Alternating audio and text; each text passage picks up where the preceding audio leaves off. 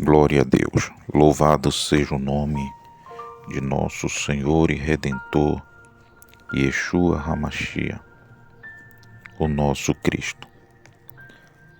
Novo Testamento, abra as vossas Bíblias, capítulo 4, versículo 4 está escrito: Adúlteros e adúlteras, não sabeis vós que a amizade do mundo é inimizade contra Deus? Portanto, qualquer que quiser ser amigo do mundo, constitui-se inimigo de Deus. Glória a Deus, graças a Deus. Queridos e amados irmãos, irmãs e ouvintes da Palavra de Deus, precisamos entender que antes dos céus e a terra, os mares, que já existiam e subsistiam antes de Deus criar e organizar tudo quanto há visível sobre a face da terra, porque os céus, as águas doces, salgadas, a terra já existia, e ela existia em águas.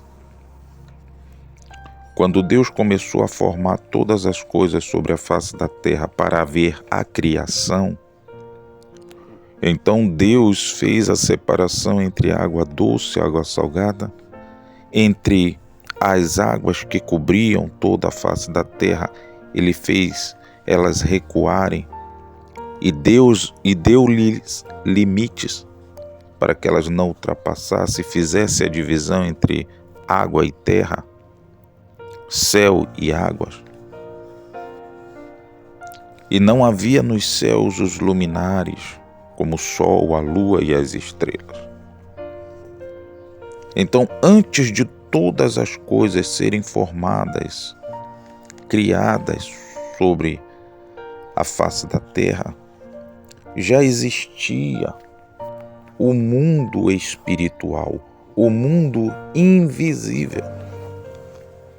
O mundo invisível, que é o reino espiritual, que é o reino eterno, já existia antes da fundação de todo o mundo.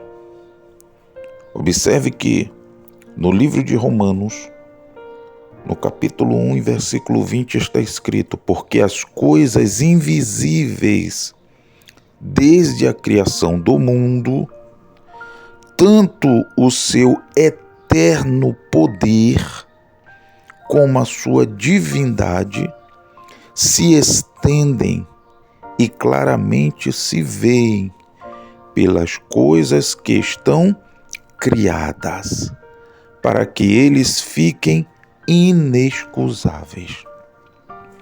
Então observe que a eternidade existe antes da carnalidade, antes do que é material, antes do que é visível. Então nós precisamos entender que para existir o que é visível foi formado, foi criado do que já existia e do que já era invisível, e o que é invisível aos olhos humanos, que é o reino espiritual. Antes de ser formado o corpo físico, é formado o corpo espiritual. Não existe corpo físico sem corpo espiritual, como também não existiria o que os nossos olhos podem ver, o que as nossas mãos podem tocar, o que podemos contemplar, se o que é espiritual não existisse. porque todas as coisas materiais e criadas por Deus sobre a face da terra foram feitas do que é invisível.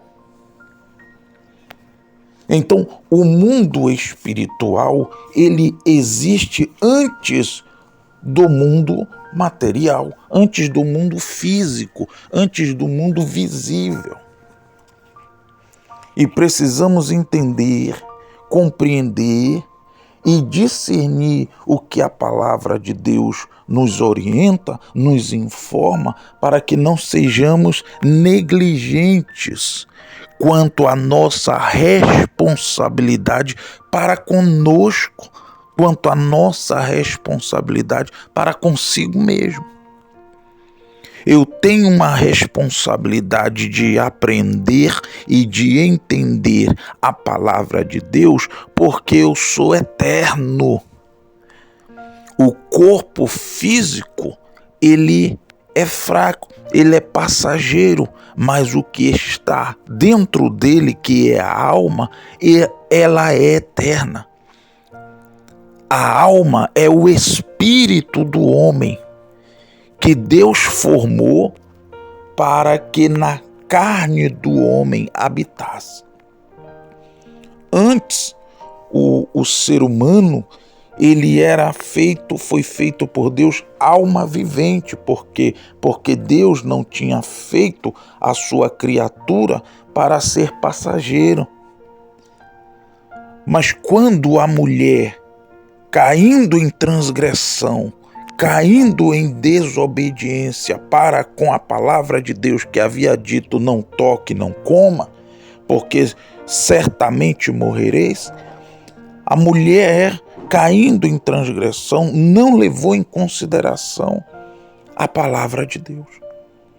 A palavra de Deus estava livrando-os da morte. E essa morte vinha primeiro pela separação que havia de acontecer entre eles e o seu Deus, entre eles e o seu Criador. E por sua vez, a morte física, a morte do corpo, prevalecendo assim a sua alma. Então observe. Se existe corpo material, existe corpo espiritual. E na sua maioria das vezes, Deus se refere ao homem, Deus se refere às pessoas como alma. Por que a maioria das vezes Deus se refere às pessoas como alma? Porque Deus sabe que o corpo é passageiro, mas a alma é eterna. Tudo que o homem semear, isso também ceifará, está escrito. É por isso que no livro de Ezequiel, no seu capítulo 18, a partir do versículo 3, está escrito: vivo eu, diz o Senhor Deus, que nunca mais direis esta parábola em Israel. Eis que todas as almas são minhas. Como a alma do Pai, assim também a alma do Filho é minha. A alma que pecar, essa morrerá. Então, Deus se refere geralmente ao ser humano como alma, porque Ele sabe que a alma é eterna. Ele fez a alma para habitar no corpo físico. E ela não é passageira, ela é eterna.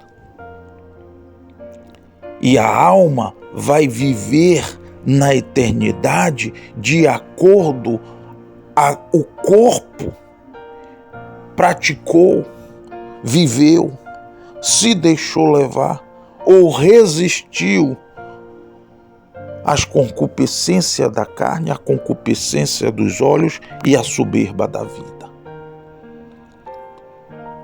Quando a palavra de Deus estabelece princípios valores morais e espirituais sobre a face da terra, Deus, por sua misericórdia, nos deu a conhecer a sua palavra para que nós, como seres humanos, não vivêssemos mais segundo a carne, mas segundo o Espírito. Viver segundo o Espírito é viver em conhecimento da palavra de Deus para não cair em transgressão de desobediência àquilo que está estabelecido por Deus, que são os seus valores, os seus princípios, em letras vivas, poderosas e eficazes. Por isso, no livro aos Romanos, assim como também podemos perceber no seu capítulo 8, louvado seja o nome do Senhor, está escrito a partir do versículo 6: porque a inclinação da carne é morte, mas a inclinação do Espírito é vida e paz.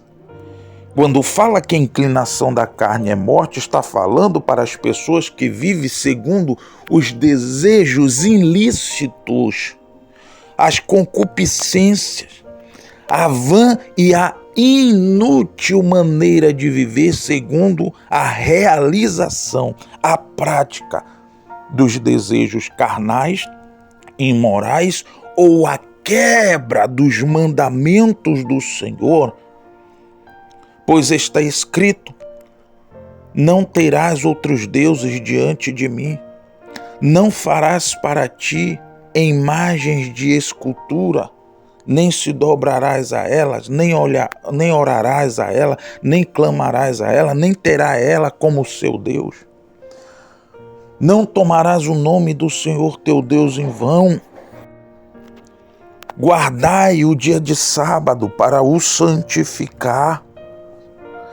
Não matarás, não roubarás, não dirás falso testemunho, não cobiçarás a mulher do seu próximo, o gado do seu próximo, a casa do seu próximo, as servas do seu próximo.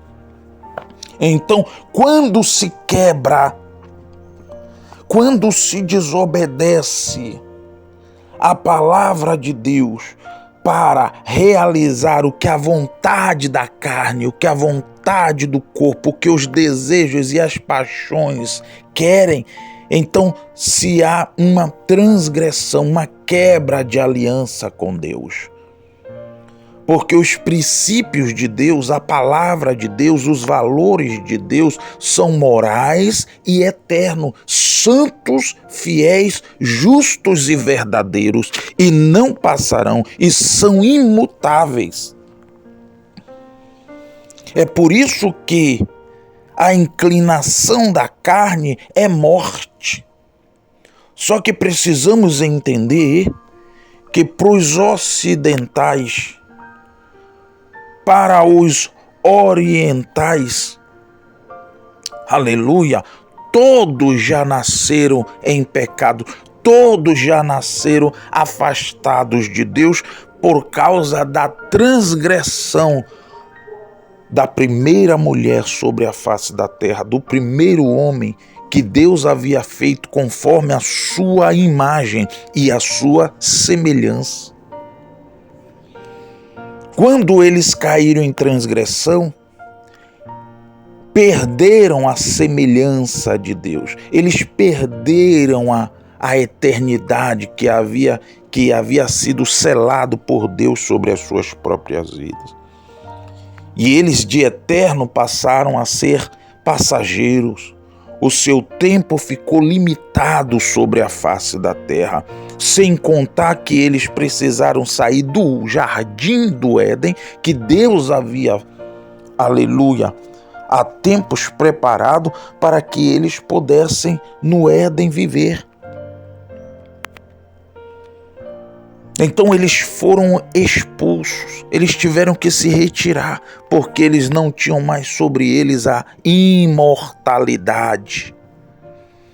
E por que eu sei, por que sabemos que eles eram imortais? Porque Deus disse que eles só seriam mortais, eles só morreriam se eles comessem do fruto da árvore do conhecimento do bem e do mal. Então, se eles dessa árvore comessem, certamente eles iriam morrer. Por quê? Porque está escrito que Deus não mente. É impossível que Deus minta. Porque Deus não quebra a sua palavra, Deus não quebra os seus valores, Deus não quebra os seus princípios, nem tampouco Deus quebra protocolo. O que Deus faz é se manifestar de uma maneira gloriosa, majestosa, poderosa, para trazer ao homem, para trazer os seres humanos o amor da sua palavra e os valores dentro da sua fidelidade e justiça, para que o homem não se perca, desvanecido em suas próprias imundícias, em suas próprias maldades, caindo em transgressão e vivendo uma vida separada da comunhão com o seu Criador. A criatura, ela não pode querer ser o seu Criador. E quando a criatura rejeita o domínio do seu Criador pela sua palavra, que submete o homem a ou obedecer ou desobedecer. Porque quando se vem o conhecimento da palavra de Deus, duas reações acontecem dentro do ser humano. Ou o ser humano rejeita o conhecimento dessa palavra e o domínio que essa palavra tem sobre si, para que haja dentro de si o arrependimento das suas más ações, das suas más obras e dos seus desejos ilícitos, que é a concupiscência da carne. Ou esse ser humano vai também rejeitar essa palavra, porque rejeita ser dominado por ela. E quando o ser humano rejeita ser dominado pelos valores morais e pelos princípios éticos da palavra de Deus, trazendo em si arrependimento para não viver mais como transgressor segundo Deus, mas como arrependido para alcançar a misericórdia do Senhor, então essa palavra dentro dessa pessoa fica infrutífera, porque essa pessoa não teve e não quis o domínio dessa palavra pelo arrependimento. Então não há fruto. E essa pessoa continua morta em seus próprios pecados. É por isso que está escrito no livro de aos Romanos, capítulo 6, a partir do versículo 16, está escrito: não sabeis vós que a quem vós vos apresentardes por servos para lhes obedecer, sois servos daquele a quem obedeceis? Ou do pecado para a morte, ou da obediência para a justiça? Então, a segunda reação é quando a pessoa ouve a palavra de Deus, ela cai em si. A venda que estava nos seus olhos e a cegueira do seu entendimento, ela cai por terra. E essa pessoa automaticamente arrepende-se da sua vã inútil e ímpia e iníqua maneira de proceder sobre a face da terra. Então brota dentro dessa pessoa o arrependimento dos seus pecados. Por quê? Porque a quem as pessoas obedecem, elas tornam-se servo daquele ou de quem elas submetem-se às suas vontades, à sua obediência, ou ao pecado, para serem escravos do pecado pela desobediência da palavra de Deus, ou como servos de Deus, aceitando a sua palavra e submetendo-se aos seus valores e princípios éticos, informadas pela sua palavra, trazendo-nos o conhecimento daquilo que se pode e daquilo que se não pode, daquilo que deve e daquilo que não deve ser feito. A palavra de Deus está escrita no livro de aos Hebreus, no seu capítulo 4, a partir do seu versículo 12, que ela é viva.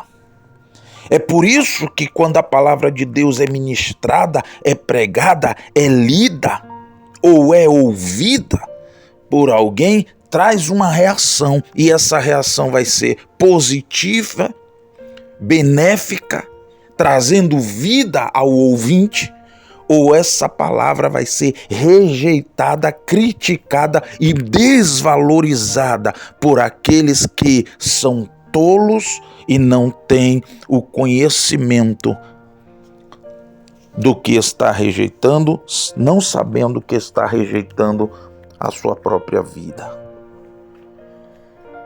Não sabeis vós que a quem vos apresentardes por servos para lhes obedecer, sois servos daquele a quem obedeceis?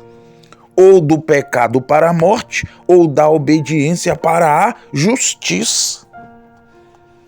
Por que da obediência para a justiça? Porque você não faz inútil o que você está ouvindo da parte de Deus. Então, te leva à justiça, a justiça divina pela obediência. E por quê? Porque Cristo deu a sua vida na cruz do Calvário, remindo, comprando o pecador da sua morte eterna. Quando o Senhor fala do pecado para a morte, ele não está falando de uma morte física, ele está falando de uma morte eterna. Porque no livro de Apocalipse fala que todos aqueles que não forem achados escritos no livro da vida, que é o registro dos salvos no reino celestial, serão lançados no lago de fogo que arde com enxofre para toda a eternidade. É por isso que o nosso Senhor e Salvador e Redentor sempre ensinou no livro de Mateus, no livro de Marcos, no livro de Lucas, principalmente no livro de Lucas, no seu capítulo 16, a partir do verso 23, quando ele fala a respeito do rico e do Lázaro, que foram homens distintos sobre a face da terra, e que cada um recebeu a recompensa daquilo a quem eles se submetiam. Lázaro era pobre, mendigo, ferido, cheio de chagas, sofrido, gemia, chorava, padecia, necessitava. Porém, a vida de Lázaro, o mendigo, não consistia nem estava estribado na vida humana. Ele estava com a sua vida confiantemente confiada no seu Salvador, no seu Criador, porque ele poderia estar sofrendo por um pouco de tempo sobre a face da terra, mas ele tinha a sua vida alicerçada sobre a rocha viva, a rocha eterna que iria fazer-lhe que saltasse para a eternidade com o seu Criador. Ele poderia ser um homem desprezível aos outros homens sobre a face da terra, porém amado por Deus. Por quê? Porque ele não vivia para si mesmo, ele vivia para Deus. Ele não reclamava das suas chagas. Ele na Bíblia não fala que ele reclamava, que ele blasfemava ou que ele, aleluia, glória a Deus, estava triste com Deus pela vida miserável que ele estava vivendo por um pouco de tempo sobre a face da terra, na porta do rico, mendigando um prato de comida. Mas aquele rico era insensível, ele era mau.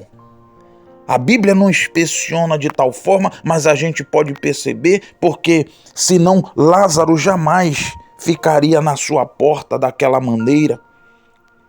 Ele teria acolhido Lázaro, ele teria dado novas vestes para Lázaro, ele teria cuidado de Lázaro, ele teria olhado as necessidades daquele pobre necessitado que à sua porta jazia e mendigava, precisando dele. Olha o que está escrito na palavra de Deus. Louvado seja o nome de nosso Senhor e Salvador Yeshua HaMashiach. Livro de Lucas, capítulo 16, versículo 20, está escrito: havia também um certo mendigo chamado Lázaro, que jazia cheio de chagas à porta daquele homem rico. No versículo 19 fala que havia um homem rico e vestia-se de púrpura e de linho finíssimo e vivia todos os dias regalada e esplendidamente. Observe, aquele homem só vivia o lado bom da vida sobre a face da terra. Porque está escrito que ele vivia todos os dias regalado esplendidamente, quer dizer, ele não sentia dores, ele não tinha fadiga, ele não caía sempre doente, ele vivia todos os dias regalado e esplendidamente, quer dizer, todos os dias ele estava bem e prazeroso por viver a vida sobre a face da terra, conforme os desejos do seu perverso, insensível, malvado e diabólico coração. Enganado por Satanás pela vida na terra, vivendo, gozando esplendidamente, vestindo-se das melhores roupas de linho finíssimo. Xedarabacalabaxandarabacalabaçu. Reclama labaxandarabacalabaçuriandalabaxandarabacalabaçu. Mas Lázaro era diferente. Ele jazia cheio de chagas à porta do rico, à porta daquele que vivia para os seus deleites, para os seus prazeres, para a sua vontade, para as suas concupiscências da carne, concupiscência dos olhos e, infelizmente, cheio da soberba da vida. E desejava o mendigo alimentar-se, versículo 21, com as migalhas que caía da mesa do rico. E os próprios cães vinham lamber-lhes as chagas, quer dizer, as feridas. Ele era coberto de chagas, de feridas, e os próprios cães vinham lamber. Mas o que me chama a atenção e dói o meu coração é que ele desejava alimentar-se não de um prato de comida, mas das migalhas que caíam da mesa do rico. Ele desejava alimentar-se das migalhas. Isso significa dizer que o rico sabia que ele estava ali sofrendo, gemendo e padecendo, e nem as migalhas ele era capaz de pegar-lhes para alimentar o pobre coitado que jazia cheio de chagas à sua porta. Olha como aquele homem era insensível. Olha como aquele homem era malvado, perverso, diabólico no seu coração. Ele só pensava nele, para ele, com ele, porque dele. E não tinha amor ao seu próximo, nem a ele mesmo ele tinha amor, porque quando ele submetia-se somente aos desejos, às vontades da sua carne e vivendo conforme o mundo natural, vivendo-se só para vestir e viver uma vida regalada e esplendidamente sobre a face da terra, ele não estava preocupado com o futuro, ele não estava preocupado com a sua alma, ele não estava preocupado com seu próximo, ele só estava preocupado com seu próprio egoísmo, esquecendo-se do futuro, onde Deus pediria conta da sua alma.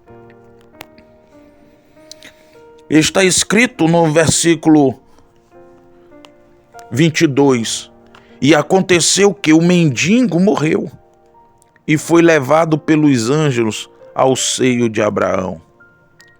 E morreu também o rico e foi sepultado. E no inferno, no mundo dos mortos, no mundo espiritual que já existe antes da fundação da terra, antes de todas as coisas serem criadas, ergueu os olhos estando em tormentos. Agora ele está no sofrimento, gemendo, chorando, rangendo os dentes, e viu ao longe Abraão e Lázaro no seu seio. E clamando disse: Pai Abraão, quer dizer, ele tinha um conhecimento das Escrituras. Ele era um conhecedor da palavra de Deus, mas não obedecia. Conhecia, mas não respeitava. Conhecia, mas não obedecia. Conhecia, mas não temia. E agora ele está em tormentos. E detalhe, não tem socorro, não tem ajuda, não tem saída. E vai ser eterno.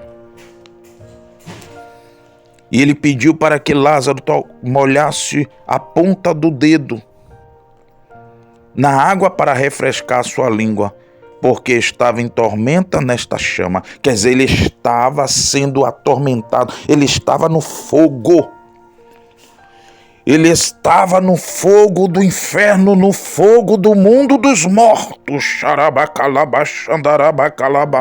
porque viveu segundo a carne e não refreou sua carne para viver segundo o Espírito, porque está escrito que se viver de segundo a carne, o que acabamos de ler, certamente morrereis.